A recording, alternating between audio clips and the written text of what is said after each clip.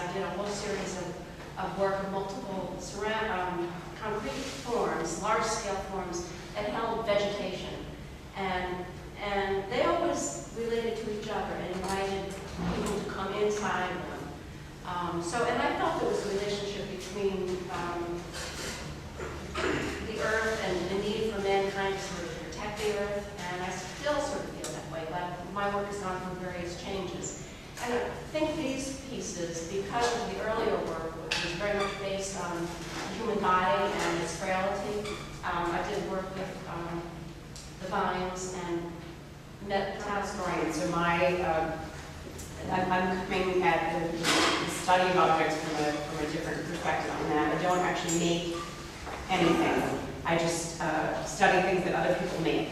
And the things that interest me about studying art history are really kind of relates, actually, I think, a little bit to what you were saying, Elaine, that to me, the thing that's interesting about art in general is that it's things that man has created that exist over a much longer time span than man or woman exists. So things that were created 20,000 years ago or in the 16th century, which is the period that I study, the people who made those things are gone, but the objects remain, and they are a kind of, to me, a kind of conduit between the past and the present.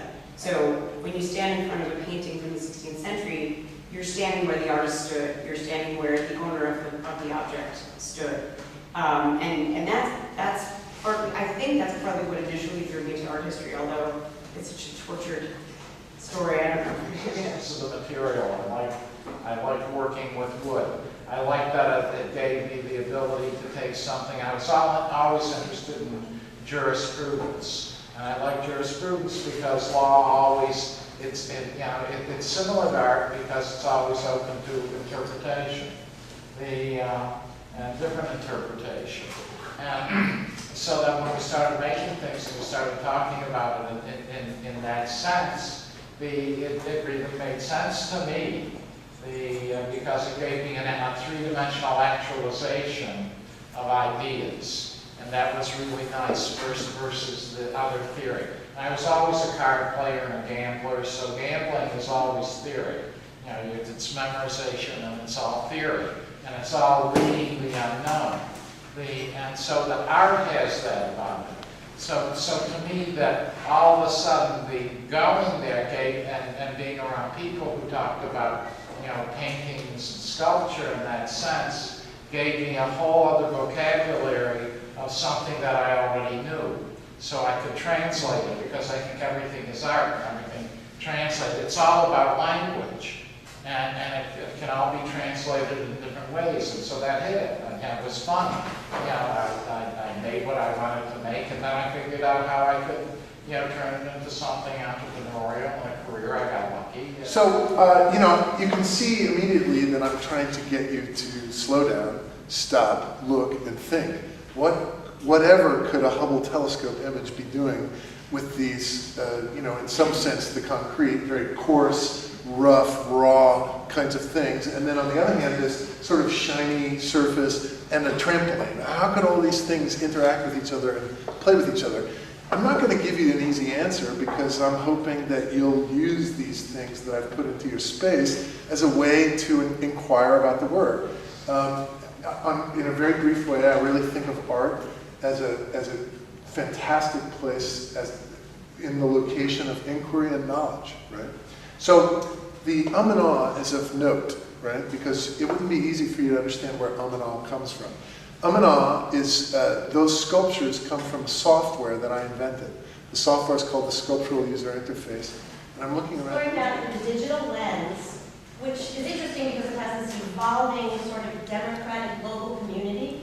I find that to be fascinating, and I keep doing that. And the two pieces here, one explores ritual lighting and architectural spaces in really old temples in Venice, in Italy. It's called Five Seicente. And Seicente, which I'm probably mispronouncing, so you speak Italian, don't you, Claudia? You correct me. It's their word for fire, it's the Italian word for fireflies. And that's what they used to call these special chandeliers that hung in these worship, and I just thought it was really interesting, and I played off the lighting in those houses of worship and expressions, poetic expressions that sort of tied in with that. And then the other one is, I think it's on the table, and it's about how nature inspired artists of the past in Israel and Palestine. Because, you know, I'm hoping that there will eventually be peace there, and I think that nature is a sort of peaceful phenomenon that surrounds us, and a lot of those ideas tend to come together in my small. And I wanted to tell you that another word for the old book is the codex. So that comes into play also, how I arrange my codices. I'm very interested in how the Middle Ages is viewed and essentially invented by modern people looking at the past. What's interesting to me, I just have a few minutes of pop-in, but what's interesting to me about what everyone has been saying is related to my work in some ways, that thinking about objects and the relationship between an object, its maker, and its perceiver, user, viewer, on the other side of that. So it seems to me that there's a kind of thread in what everyone has said about what artists do and what a work of art is as opposed to a kind of functional object. And then there's a kind of thread about nature, natural creation that Elaine was picking up on, and a sort of other thread about digital creation, kind of where the creators lie in the contemporary world, I guess. So that's something I've been thinking about a lot. Yeah, well, it's actually just an observation. I am really grateful for this and how you will bring up too.